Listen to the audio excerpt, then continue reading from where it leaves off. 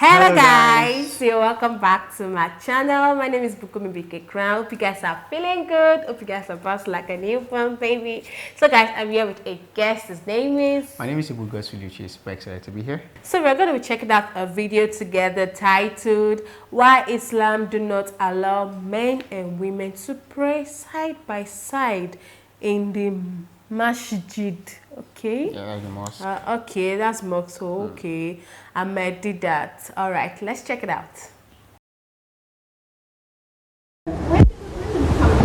Yes, ma'am. The question was,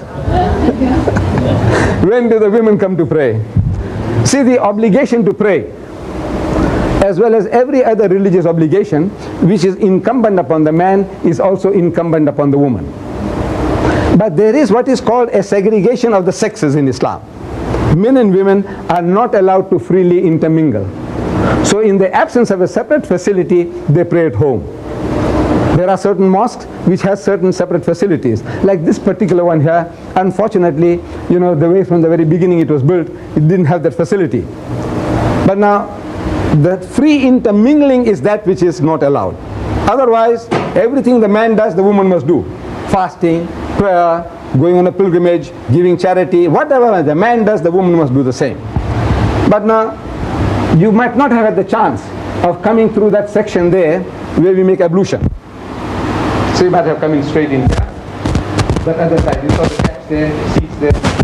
Going out time, you can have a look. So the men and the women must go through the same process. And imagine you, my sister, you making your ablution there. And I'm waiting for my turn, because at prayer time there's always a queue behind every time, because there's certain fixed times and everybody tries to make it, you know, as short as possible, how to get in quickly to fit into the time slot. So you making your ablution and I'm waiting for my turn, for example. And I can assure you, madam, that as old as I am, I see the lady, you know, sitting there, her dresses around, you know, the nape of the neck, lifting up her legs, washing her feet. I said, you know, number one, you won't feel comfortable with a man sitting on your right hand side and a man sitting on your left hand side, and some places a man sitting across there, you're lifting up your legs and washing your feet, you might be wearing a hot pant, you know, you won't be at ease. Then there's a man sitting on your right hand, the man sitting on your left hand side, and there's a guy waiting from behind, you know, he's watching, say, lovely tresses this lady has got, what lovely arms she's got. This is man, any man. Unless he's a lunatic or something else is wrong with him. Look, this is how God made man. Then you might have witnessed as in prayer, everybody standing shoulder to shoulder. Because the Holy Prophet Muhammad, he said that when you stand up for prayer, you must not leave gaps for the devil to get in between you and your brother. Now the devil that he was talking about was not the guy we see in the art gallery, museum complex, you know, city hall. You go upstairs, second floor there, and you see the paintings by great artists. There is one huge painting there of a beautiful woman, well proportioned with wings. She's got a wand in her hand. She's directing the devil to go to hell, and you can see the devil flying off. In the picture you can show all that. Hellfire in the distance, and the devil is flying off, and this devil has got ruddy complexion, red, red, red. He's got horns, he's got sharp ears, he's got a tail with a barbed hook. It's worth seeing. Some great artist has done that job. I said, now you know, a devil like that, if you saw it, you run for dear life. Me too, me too. Muhammad wasn't talking about that. He was talking about you, yourself, we, ourselves. So you see, I'm white, he's black. I'm rich, he's poor. That devil must not be allowed to come in between you and your brother. So you stand shoulder to shoulder. My brother can't get away from me and I can't get away from him. But instead of my brother, you, my sister, standing next to me. And I said, Allahu Akbar. So Allah is the greatest. But nice cushy feeling, nice and warm. I'm wondering whether she's not the greatest. And now I understand the reason why they don't like them to pray side by side, to avoid temptation. Because you can be tempted before you enter the mosque. Yeah, I understand that. And I think it's good. Let's keep watching, guys. No, this is the human mind, how it works. Then we stand rows and rows behind each other, as you have seen, rows and rows behind. And my sister, she's standing in front of me there in the row, and I'm behind her. So Allahu Akbar. So Allah is the greatest. This is 36, 24, 36. Look, this is man, any man. Unless he's a lunatic or there's something else wrong with him. This is how God made man. You know, the thing that allures him most on this earthly existence is woman. And I don't have to prove it to the Westerner. To you people, I don't have to prove it. You know it, this weakness of man, and your people are using it to the limit. Look, Lucian Motors, Smith Street, Durban, they sell second-hand trucks. But on the trucks that they advertise, there's a woman in the bikini on top of the truck. Then G North, they moved from Field Street to North Avenue. G North, they sell second-hand tractors. They sell tractors. And on the tractor that they advertise, a woman in the bikini on top of the tractor. I'm asking, what has a woman in the bikini got to do with a second-hand truck or with a tractor? Except the man. You see, he'll be enticed to read that advert because of that woman. And then BMW has beaten the lot. BMW is a motor car supposed to be a little better than the Mercedes-Benz. I'm not in the market for it. I had 4 Beetles. You know, I spoke about Beetle. 4 Beetle motor cars, one after another. And then they did away with the Beetles. I was forced to buy a Golf. I'm still not in the market for a BMW. But a BMW advert in our daily news attracted me. What's the advert? BMW, illustration of a beautiful BMW motor car. In front of the motor car, there's a woman in the skimpiest of bikini, what you call the tanga, the G-string. And she's standing in a lustful, enticing pose. And at the bottom is written, test drive her now.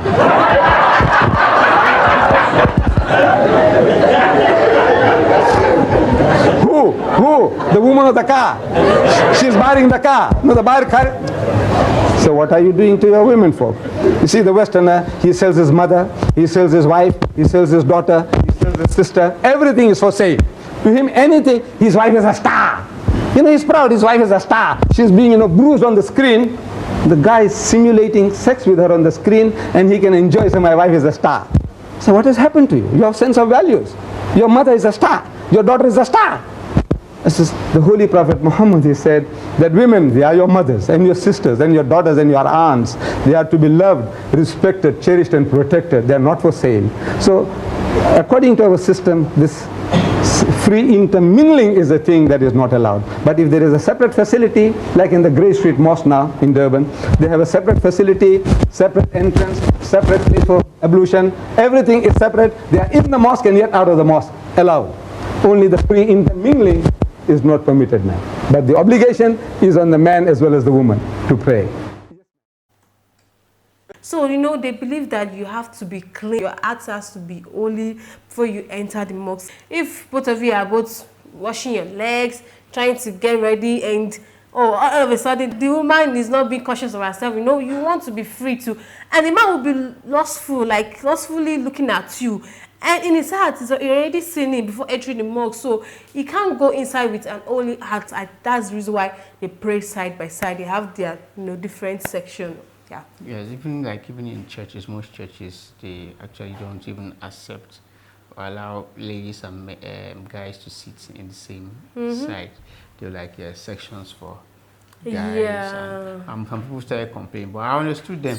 Because she could be sitting down with a lady, and probably lady, depending on what she's wearing. We guys, we are moved by what we see. It could be how fair her skin is. Could be just probably a slit of the skirt, and we start thinking something funny. All of a sudden, you wouldn't understand, but your mind is out of what the minister or the pastor or whoever is talking. Your mind is somewhere. You're already fantasizing, and the rest of that, There's a particular church I attend in Nigeria. When you in front seats, every front seat, they arrange the chairs. The guy sits there. They don't allow any lady to sit. Even though you're wearing trousers, they don't allow you to sit down, because they believe that if you sit at the front seat, you can care less. You might not sit upright. And we ladies sometimes we forget ourselves, and you try to you can tell anybody, be the ministers of God, the workers on the pulpit, and it's not. So this is a way of avoiding some temptation, because people will surely talk that why can't you close your eyes? Why can't you? No. You have to avoid something so that things will not get bad. So that people will not start blaming the man that he was at fault, he was this and that, and you can't also blame the woman because she wants to feel relaxed, she wants to be herself. But that doesn't mean she's trying to tempt the man. But she might have forgotten that she's not actually well dressed, or she's not sitting upright, and you know, so to avoid all those things in the gathering, in church, in mosque, they decided that okay, oh, men and women pray side by side, and it's really cool. It's really cool that they do that. That's really awesome. So guys, that brings us to the end of today's video. Don't forget to smash that subscribe button for more, like, share and comment, and I'll be dropping his YouTube channel in my description box. Check his channel out for more reaction videos, guys. Till next time, bye.